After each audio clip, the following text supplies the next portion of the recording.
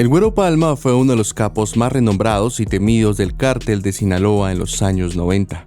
En este video te cuento sus orígenes, su vida en la criminalidad, cómo perdió cruelmente a su familia por venganza y cómo terminó tras las rejas. Sean todos bienvenidos a Narraciones Criollas.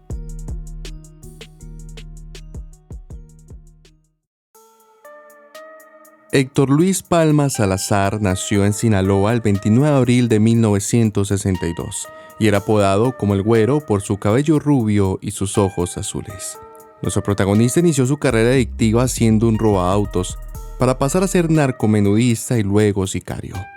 Ese talento para el crimen llamó la atención de quien fuera en los años 80 uno de los hombres más poderosos en el tráfico, y este era Miguel Ángel Félix Gallardo, a quien le decían el jefe de jefes, quien por su trabajo le convirtió en uno de sus hombres de confianza. Cuando inició el declive del cártel de Guadalajara, se fue abriendo un nuevo campo para Héctor, quien avanzaba a pasos agigantados en el tráfico. El Güero le acusaron de quedarse con un cargamento de droga que pertenecía a Miguel Ángel, desatando así rencillas entre los remanentes y socios del cártel de Guadalajara y el naciente cártel de Sinaloa.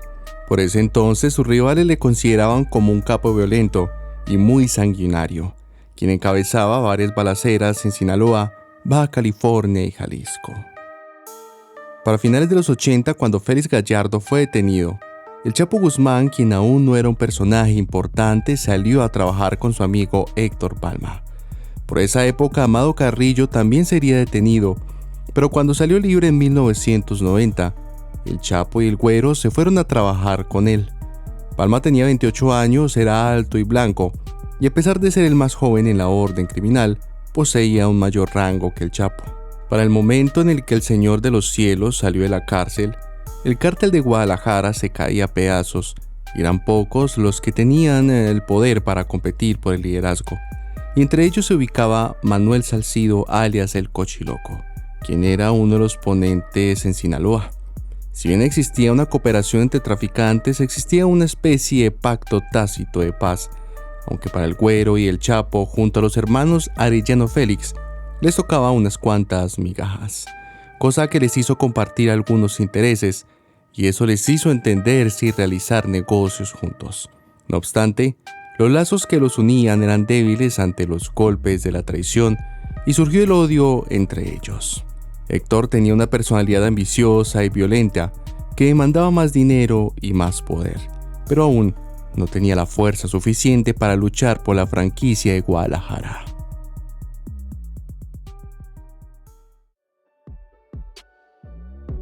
En el mundo del AMPA sinaloense circuló una versión en la que se narraba que el jefe de jefes se enfureció cuando se enteró que el Güero y el Chapo, además de darle la espalda, le estaban robando sus clientes.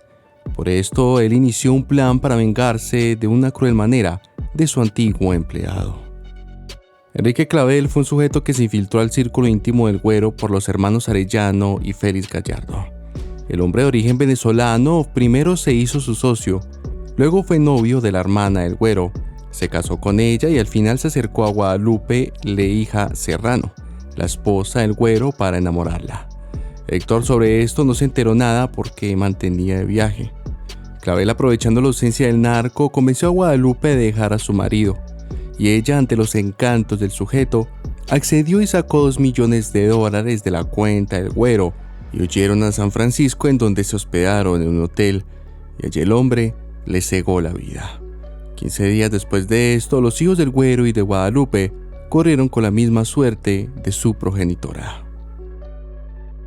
Cuando pasó esto, según los rumores que se cuentan entre los sicarios más jóvenes de ese entonces del cártel de Sinaloa, es que Palma Salazar enloqueció en gran manera y jamás volvió a ser el mismo, aunque el Güero sentenció una venganza ojo por ojo en contra del venezolano Clavel Moreno, ya que aquel pacto entre miembros del crimen organizado sobre respetar a sus familiares e hijos se rompió en la historia de Héctor. En cuestión de unos días, el sicario venezolano fue asesinado por órdenes de Palma, pero la venganza no paró allí, puesto que también fueron ejecutados los 3 hijos de Rafael Clavel, así como otros 3 de sus cómplices que eran originarios del país sudamericano. Los cuerpos de sus aliados fueron hallados en una cuneta, y a la lista de asesinatos para vengar a su familia también se le sumó el abogado del cártel de Tijuana y 4 familiares de los Arellano Félix. Esta atroz represalia del Güero fue llevada a cabo a largo de al menos 5 años y nunca se supo si la deuda de los Arellano con él fue pagada en su totalidad o si por el contrario continuará algún día con sus represalias. Para su familia, Palma construyó un lujoso y portentoso panteón en el cementerio de Culiacán, en donde miembros del cártel sinaloense enterraban a sus familiares.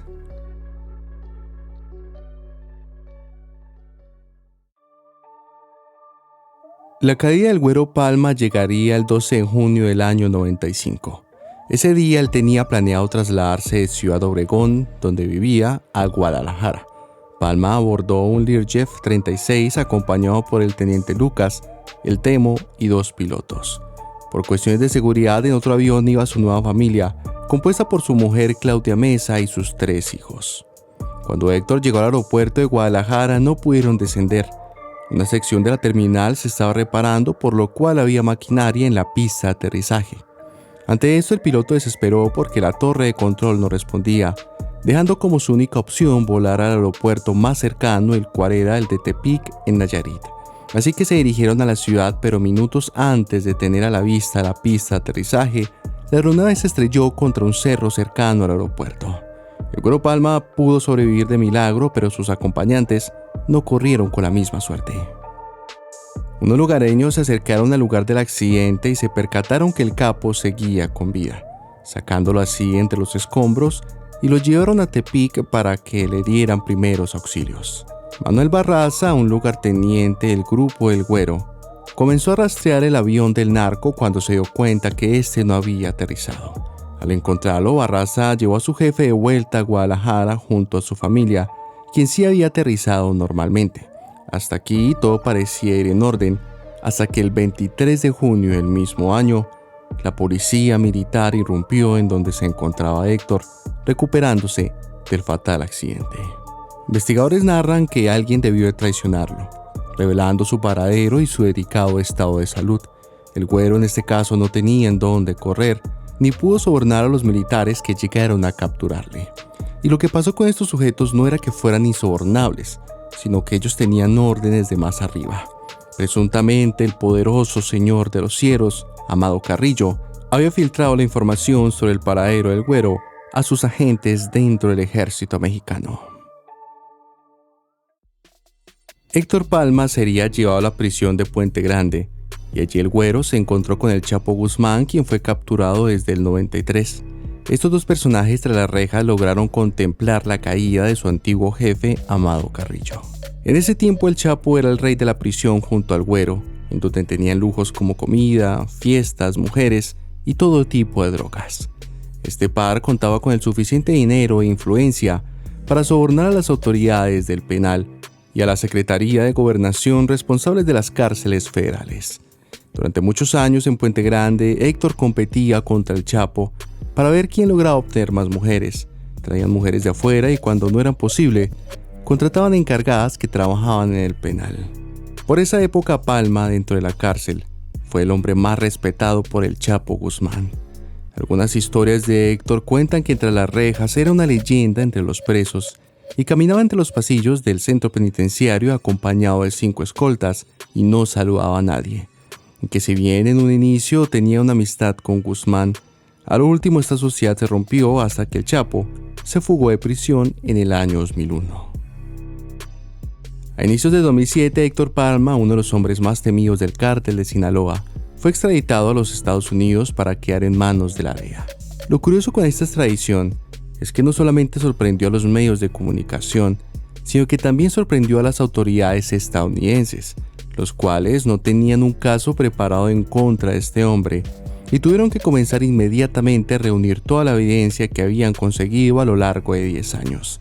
Finalmente, su condena fue de 16 años por narcotráfico, pero solamente cumplió 9 años luego de declararse culpable y salir de forma anticipada por buena conducta.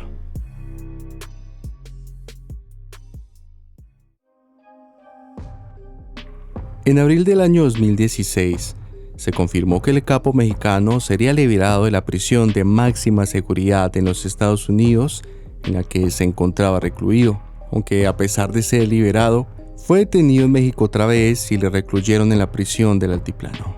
El regreso del Güero marcó el inicio de un pulso entre sus abogados y la justicia a la búsqueda de vacíos legales y fallos que permitieran al narco salir de prisión. El gobierno mexicano buscó antiguos archivos del capo hasta que encontraron 2 asesinatos pendientes de juicio en Nayarit, pero el Poder Judicial acabó desechando el caso. Luego de esto, la FGR lo acusó de delincuencia organizada, pero de nuevo, un juzgado jalisciense lo absolvió. Fue en ese momento en el que el Güero Palma estuvo más cerca de estar en la calle otra vez. Mientras la FGR rastreaba su pasado en busca de un cargo que atribuirle, Héctor vivió durante semanas en el Centro Nacional de Arraigo, un viejo hotel en la Ciudad de México, remodelado para ser una pequeña prisión de máxima seguridad, que cobija a criminales de alto perfil mientras se define su situación legal. Al Güero la esperanza de quedar en libertad no le duró mucho, ya que un par de meses después volvió a ser residente en la cárcel del Altiplano. Desde ese entonces, varias han sido las idas y venidas de sus abogados en búsqueda de su libertad, aunque para mayo del año 2023, una jueza ordenó su liberación al considerar que no existían suficientes evidencias para retenerle por cargos separados del crimen organizado. Esta magistrada dictaminó que los argumentos presentados por los fiscales para vincular a Palma a la criminalidad en su mayoría eran infundados y su abogado ante esto aseguró que no quedaban cargos pendientes en contra de su cliente y que podía ser liberado próximamente. Héctor Palma llevaba casi 28 años tras las rejas pagando su condena por su vida en la criminalidad, y a pesar de que la jueza ordenara su liberación, la Fiscalía General de la República ejecutó una nueva orden de aprehensión en contra del excapo por su presunta responsabilidad en el delito de homicidio calificado. Este mandamiento judicial ordenó al Güero, ya con 63 años, a continuar tras las rejas. Posteriormente, un juez del distrito de Zapopan, Jalisco, le otorgó un amparo al narcotraficante, anulando el señalamiento formal de la acusación por asesinato, el único cargo que la justicia tiene en su contra. El magistrado consideró que hubo irregularidades en el proceso por el que fue imputado, así que ordenó repetirlo. Mientras se investigan todas estas presuntas irregularidades, el narcotraficante continuará tras las rejas, ya que el amparo que le otorgó este juez no es definitivo. Ante esto, la FGR interpuso un recurso de revisión en contra de la decisión judicial, por lo que ahora un tribunal deberá estudiar el fallo y decidir si lo ratifica o no. El objetivo de un juicio de amparo es garantizar al acusado sus derechos a la hora de ser procesado, siendo este un mecanismo legal usado para corregir irregularidades en las que pudieran haber caído los procesos anteriores. Hoy en día, quien fuera en el siglo pasado uno de los narcos más renombrados y peligrosos en el mundo del AMPA azteca, continúa en prisión a la espera de si queda en libertad o si tiene que pasar un par de décadas más purgando su pena por todos los crímenes cometidos. Espero que te haya gustado el video. Recuerda dejarme tu like y tu comentario. Esto fue Narraciones Criollaz.